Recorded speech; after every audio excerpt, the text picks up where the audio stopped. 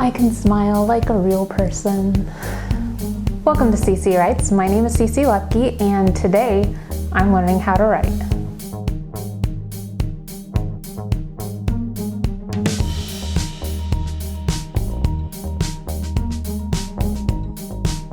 Obviously, I've been a writer for most of my life, so I do know how to write already. However, there's a certain type of writing that I'm not especially established with, and that is script writing. Even though a lot of my process for writing is actually based off of screenwriting process, I still want to make sure that I have the principles of it down before I just jump straight into trying to write a script for my Marvel fanfiction.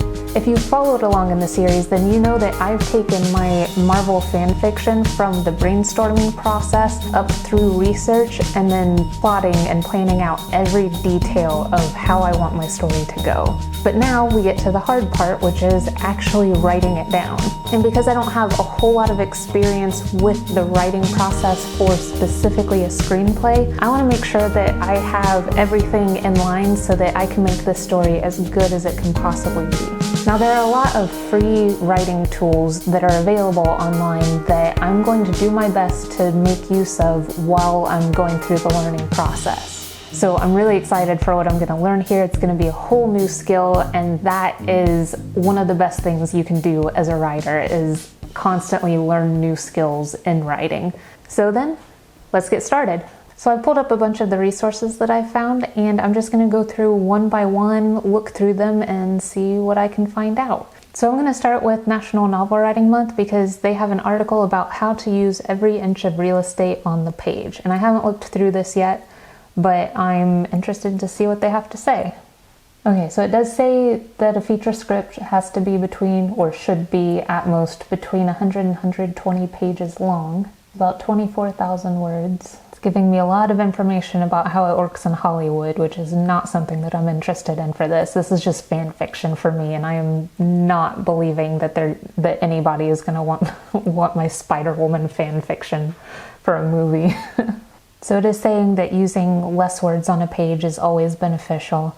The whole show don't tell ideology of writing, which works really well for novel writing, so I do try to keep everything as concise as possible, but you know, I'm a writer and we like to run on as much as possible. Hopefully this won't be too big of a problem for me. Okay, well, that article was not as helpful as I would have liked, but it at least gave me a little bit of information, so we'll move on to the next one. And this is from screenwriting.info. Oh, they have a workbook if you sign up for their newsletter. I hate signing up for newsletters, it's frustrating. So let's see what other contents they have available. Okay, so this tells a little bit about slug lines. I'd forgotten about slug lines, but now that I see it, I've actually learned about this before when I was in college. Slug lines basically give you, whether it's inside or outside, it gives you the setting that it's in, the time of day, and occasionally it'll give you production information. So it says continuous action, establishing shot, or stock shot. I don't know what continuous action means. Script writing, what is continuous action? Okay, so continuous action is action that moves from one location to another without any interruptions in time. Thank you, movieoutline.com. You are wonderful. Okay, so an establishing shot obviously establishes the setting of a scene, but dialogue spoken over an establishing shot leading into the scene is called prelap and should be indicated as such. Okay, anywho, let's see what else is here. Oh, so parenthetical sort of gives direction to the actors of what they're supposed to be doing at the time that they're saying the lines. I have also heard that you want to minimize that as much as possible. A lot of times you just kind of want to get out of the actor's way because they're going to do their best to draw out what's best for each character and what's really going to get across who the person is and what they're doing at the time. Extension is a technical note placed directly to the right of the character name. How the character's voice will be heard. Oh, okay, so it's like if it's a voiceover or if they're saying something and they're off screen, and then you can just do an abbreviation of it to save space. That's cool, I like that. Oh, and then you can put between, like, If somebody has a pause, then you just put beat between it. Nice, I learned some things. Okay, so transitions nowadays are only used when absolutely necessary. Let's look at shots. It's another thing that you should be very judicious in using. Side by side. I've actually learned about side by side before, where people are talking over each other, and so you'll put their dialogue right next to each other in a line. MOS is without sound. Okay, so you just put MOS and then whatever action is occurring. And then when you do a montage, you write out montage and then you list out the actions that are occurring. Yeah, sure. Series of shots, very similar to montage.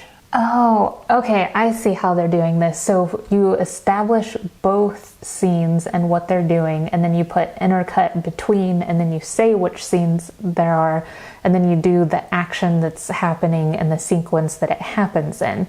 So it's sort of like doing a sequence shot, but it's like a sequence shot between two scenes. I got it. I understand that now. I'm so happy I learned a thing. Are you happy you learned a thing? Probably not. Some of you probably already know this, and I'm just stupid.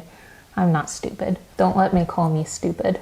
And don't call yourself stupid. Calling yourself stupid is a bad thing, and it establishes bad habits in your mental space. I'm not stupid, I just didn't know a thing yet. Have you been learning anything so far? Because I feel like I have learned so much just from this one web page. This is awesome. If you've learned something, tell me about it in the comments.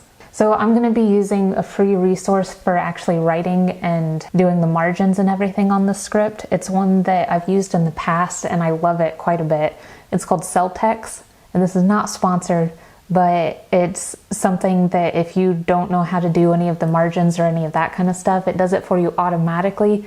And you can even pick what type of script you're trying to write. So it could be a comic book script, a screenplay, anything, and it will choose the correct formatting for that particular script type. So that's why I like to use that, and that's why I'm not paying too much attention to the actual margins. The video that I have here that I wanted to take a look at was actually a screenwriter writing a scene in 7 minutes. The reason I wanted to see this is it's a very in-depth look at what a real screenwriter is going to be doing and what she's going to be thinking about in a very short amount of time while she's trying to craft a scene. So I'm interested to see how this goes for her and what her thought process is. My name is Emily Carmichael. I am a writer and director of action adventure movies. Time to read the prompt. Okay, the year is 2048. That's an excellent year for it to be. The main character has to encounter her old colleague at her local protein depository. Will need to include some object inside his jacket. The scene must lead into a chase sequence. All right. Here's what I'm thinking about this. She could be running from sci-fi police. I love sci-fi police. I love running from sci-fi police. It's one of my favorite action beats. She could be running from Glenn, or she could be running from both of them. Text, front of protein, packet, depository, dispensary, depository.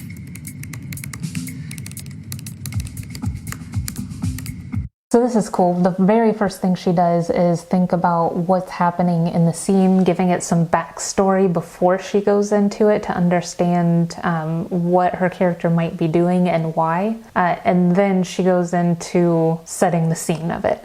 Almost in her ear. In general, if somebody is going to leap out of their chair when they see somebody else, or they're going to be clearing their throat before they say something, I try to get it into a parenthetical because a parenthetical takes up a little less vertical space than a screen direction. This is very good advice. I really like this so far. So the idea of putting it in parenthetical, if it's something that's going to be very sudden, is, yeah, that's really cool. Okay, that was good advice so far. Now, I get to choose whether I'm going to spend my time fleshing out this chase sequence, which could be really fun, but we have to establish what this object is. Something that she's doing here is she's calling out the beats in the scene before she does anything more drastic with the scene. So she's sort of listing out the things that have to happen in the scene, and then she's going through to flesh it out a little bit more to give more detail to everything that's going on. I like to put dots in front of something a character says to indicate that they take a long pause, because it's the only way to indicate that a character stops or pauses without using an extra line. That's a really good piece of advice there. So what she's talking about is using as little space as possible to get through the scene, and that's something that they talked about in other things that I looked at today, but this is seeing it in action of how they go about reducing the number of lines on the page. This is really nice to see. So I'm glad that I got an example of it from her.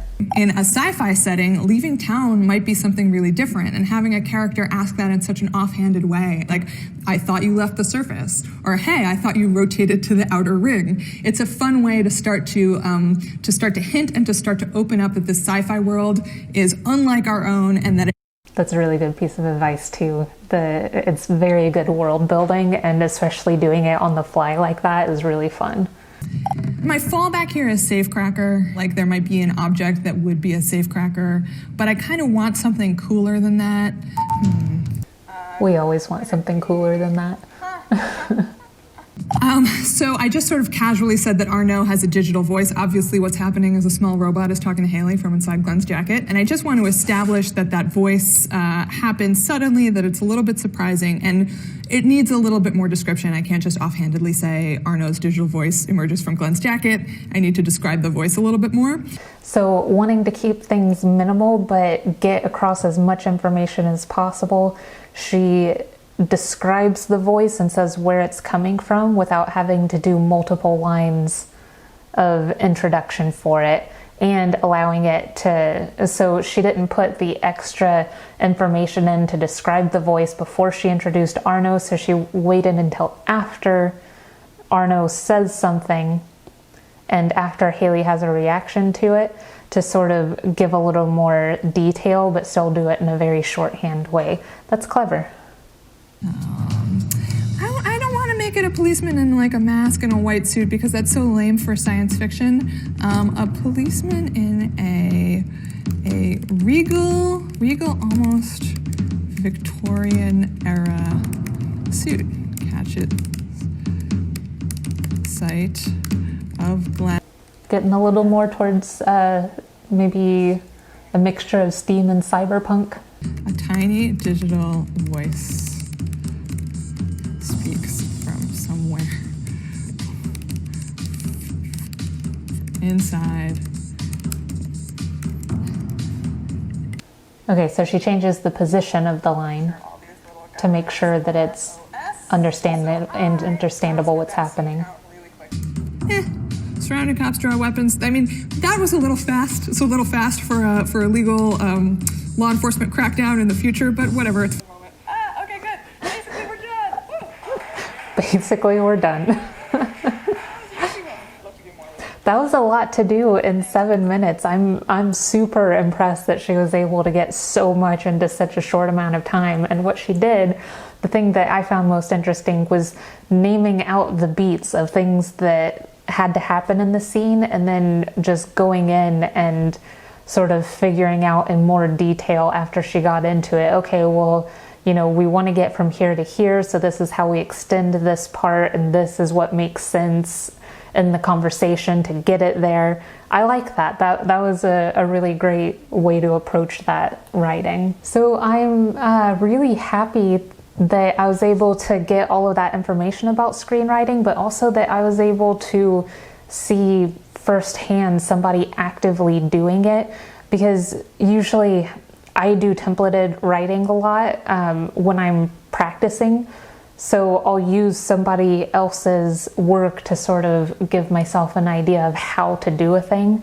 And then later on, I'll be able to draw from seeing or experiencing the way somebody else does something so that I can adapt it to my own style. So this was a really great experience. I'm super happy that I was able to do that. So my biggest takeaway from this is that screenwriting actually looks a lot more fun than I thought it might be. I was a little scared going into this, honestly, because like I said, I've never done screenwriting before. This is really something that I wanted to try out, to just have a fun fan fiction story that felt like a blockbuster, and this is the best way that I knew how to do it, and it gives me the opportunity to learn how to be a little bit more concise with my writing and write scenes in a little bit different way. So I hope you had fun in our time together today. If you liked what you saw and you want to show a little bit of support, then don't forget to subscribe and hit the bell notification button so you'll know when the next episode comes out. You can also follow me on Twitter at @CCLeftyWrites. To show even more support, you can find my books on Amazon.com and also consider donating to the CC Writes Patreon page. There will be links in the description below. As always, thank you so much for joining me today in my writing adventures in imaginary places. I'll see you later.